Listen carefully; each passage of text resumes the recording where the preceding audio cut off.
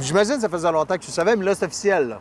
Tu retournes aux Olympiques. C'est officiel, c'est officiel. Comment on se sent quand, là, on peut le dire, puis on peut dire la raison pourquoi on sourit particulièrement? Ben écoute, c'est la première fois, je pense que vraiment, là, je vais être en top santé. Tokyo, je te cacherai pas que c'était comme, ça faisait partie de ma bucket list. Je voulais mettre les pieds à Tokyo, puis là, en coup, je fais une pierre deux coups parce que là, Tokyo plus le vélo, comme un petit poisson dans l'eau. Donc, le fait que ce soit vraiment officiel. Il y a toujours un processus qu'il faut attendre, donc, mais là... C'est aujourd'hui, là? C'est aujourd'hui, là. Puis là, cette année, c'est avec cette nouvelle bête. J'ai remarqué l'orthèse qui vient se fixer après le vélo. J'ai vraiment l'accrocher complètement. Il y a comme un socle.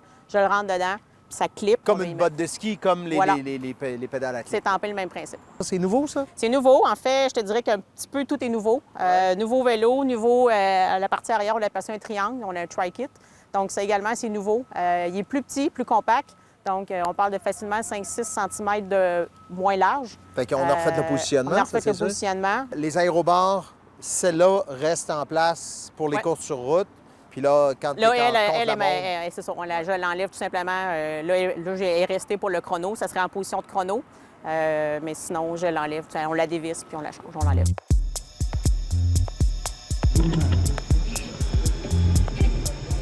Elisabeth, c'est toi qui as conçu, Oui. ta gang qui a conçu l'orthèse. Tout à fait. C'est nous qui avons conçu. Donc, on a vraiment commencé avec de déterminer qu'est-ce que Marie-Ève avait besoin. Puis ensuite, on est allé concevoir chacune des pièces. On a pris des scans autant de son vélo que de son poing pour être capable de venir recréer en 3D l'appareil, le concevoir, le tester et finalement l'imprimer.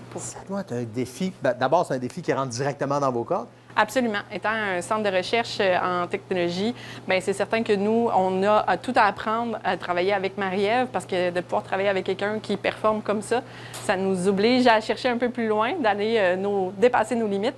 On est une équipe multidisciplinaire, donc on utilise autant des ingénieurs, des techniciens en génie mécanique, des physiothérapeutes, kinésiologues, orthésistes, prothésistes.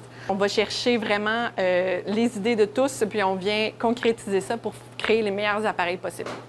Et difficulté supplémentaire, il faut que ce soit approuvé par l'UCI dans ce cas-ci. Tout à fait. Tout à fait. C'est quoi le défi UCI? Le défi UCI, c'est qu'on devait respecter certaines normes. Donc, on devait s'assurer que Marie-Ève ne pouvait pas se blesser. Donc, entre autres, au niveau de son appareil qui est accroché au niveau de son guidon. Donc, ça devait être capable d'être quelque chose qui se déclipse assez facilement. Et au niveau de la jambe?